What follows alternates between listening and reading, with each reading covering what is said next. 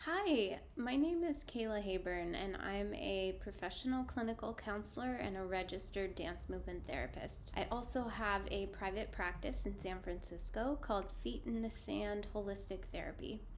I'm excited to share with you what dance movement therapy is and how it can be used with infants, young children, pregnant and postpartum women, and families with young children. I think these groups of clients can be less familiar with a lot of people than maybe working with teenagers or older children or adults. So I'm going to go ahead and explain dance movement therapy. Just like a triangle, each person has three parts that relate to each other to form the whole of who they are: a body, a mind, and a soul. Dance movement therapy, also known as DMT, is a holistic therapy which uses movement and the body to nurture the connection of these three parts. This works because if you change one of the three parts, the other two will change as a result. DMT is a type of expressive arts therapy and psychotherapy, and it brings together healing and movement, psychology and art, science and creativity. DMT took official shape in the 1940s, but movement used for healing is an ancient practice. There are so many goals and benefits of DMT which are tailored to the needs of each individual. So DMT with young children ages 1 and older. Children this age are able to start recognizing or controlling some of their behaviors, like listening to caregivers, but this is so early for them and they're so young that therapy very much involves the caregivers. At the same time, because of DMT and the unique ways that it can work with children, the therapy sessions can also just be with these young kids. It really depends what the specific needs are. Here are some reasons why DMT helps young children. It speaks their language. Kids move before they can talk, so DMT is about playing and moving together, and nonverbal communication makes more sense to these young children than a lot of talking.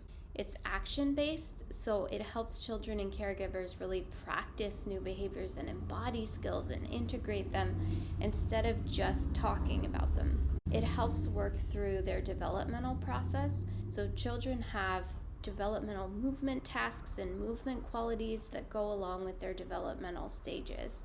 The core work of DMT aligns with child developmental psychology, including the work of Erickson and Piaget. It helps improve attunement, healthy attachment, and bonding with caregivers. DMT does work with the way caregivers and their children interact on a movement level to support and acknowledge the needs of caregivers and the needs of their children. It teaches and facilitates skills to support a healthy relationship between them. It helps children develop awareness of their body, which helps create healthy physical boundaries and prevent abuse, and it helps them develop a healthy body image. It teaches coping skills. Children will learn creative and body-based skills, including self-regulation, physical safety, and healthy expression. Caregivers will also learn to practice these skills with their children, as this is the most effective way for children to sustain changes. It supports clinical assessment. Dance movement therapists are trained to use movement knowledge and other components of assessment to identify the child and caregiver's needs, symptoms, and goals. It helps children process and heal from traumatic experiences. It facilitates fun and play, which are important aspects of a child's life and which allows therapy to happen naturally and feel more doable. Now I'll talk about DMT with infants. So infants can be referred to therapy in a number of ways, including by psychologists who have done testing or pediatricians who are seeing symptoms that are beyond medical symptoms. It's not necessary for them to be referred, but these are ways that often can start the ball rolling. Therapy with infants very much involves the caregivers, since infants are not fully aware or in any way responsible for meeting their own needs or their challenges. Here's some of the reasons why DMT works well with infants. Nonverbal communication, since babies communicate nonverbally while also modeling language. It helps work through their developmental process. So infants have so many developmental movement tasks and milestones, and using movement techniques